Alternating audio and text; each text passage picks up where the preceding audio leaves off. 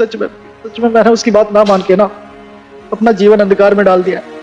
आज अगर उसकी बात मान ली होती ना तो ये परिस्थिति नहीं होती मेरी। शायद जो मैं परिवार के साथ किया ना उसी की सजा भुगत रहा हूँ, इसलिए मेरे साथ ये सारी चीजें हो रही है। काश कि बहन एक बार मुझे मिल जाए, बस उससे माफी मांगना चाहता हूँ। तो फिर भैया आप मांग लीजिए आप माफी। मैं तू यहाँ बहन मुझे माफ कर दे बहन, मुझे माफ कर दे। मैंने किसी बातों में आके अपना पूरा परिवार उजाड़ दिया। मैंने तेरी बात नहीं सुनी, मेरे पापा की बात नहीं सुनी। बहन माफ कर दे बहन मेरे को। भैया आपको जितना रोना था, आपको जितना भटकना था, जितना प्रायश्चित करना था आपने कर लिया भैया। अब मैं आ गई। बहन मुझे एक बात समझ में नहीं आ रही है कि तू इस दूसरे शहर में क्या कर रही है। दरअसल भैया हम लोग ना वो शहर बहुत पहले ही छोड़ चुके हैं, क्योंकि पापा और मम्मी को ऐसा लगता था कि जैसे ही वो घर से बाहर निकलते हैं ना तो सारे लोग उनको उस नज़र से देखते हैं कि देखो इनका बेटा इनको छोड़ के चला गया है, इनका बेटा नशे करता है, इनका बेटा जुआ खेलता है। ये सब ताने ना पापा सहन नहीं कर पा रहे। और मुझे भी ऐसा लगा कि मुझे अगर अपना बिजनेस बढ़ाना है तो इस शहर से बाहर निकलना ही पड़ेगा।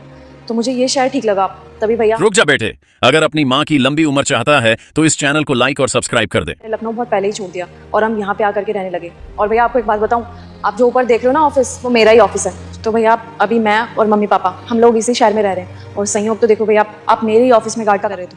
मुझे तो पता ही नहीं था कि आप मेरे ऑफिस में गार्ड का काम कर रहे हो। आज मैंने जब आपको अपनी आंखों से देखा तब मुझे पता लगा कि आप मेरे ऑफिस में कर रहे थे। और भैया मुझे नहीं पता था कि मेरे ही ऑफिस में आपके साथ इतनी ज़्यादा बदसलूकी हो रही है।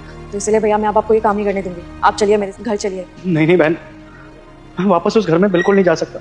जिनकी उम्मीदों पे मैंने पानी फेर दिया, आपको क्या लगता है घर में कदम रखूंगा मैं? अरे अगर पापा मुझसे मिलेंगे तो नजरें कैसे मिला पाऊंगा मैं? मम्मी के सवालों का जवाब कैसे दे पाऊंगा? दीदी मेरी हिम्मत नहीं है। मैंने आप लोगों की बात नहीं मानी, उस चीज की सजा भुगत रहा हूँ, जीवन भर भुगतूं, लेकिन उनका सामना करने की हिम्मत नहीं है। घर ले जाने की जिद मत कीजिए। अरे भैया आप कैसी बातें कर रहे हो? सज़ा मिलनी थी ना, उतनी मिल चुकी है। और वैसे भी आपको शायद ना पता हो, मैं आपको बता देती हूँ, पापा मम्मी कितना तड़पते हैं आपके लिए, आपको नहीं पता होगा। मैंने अपनी आंखों से उनको रोते बिलखते हुए देखा है ना।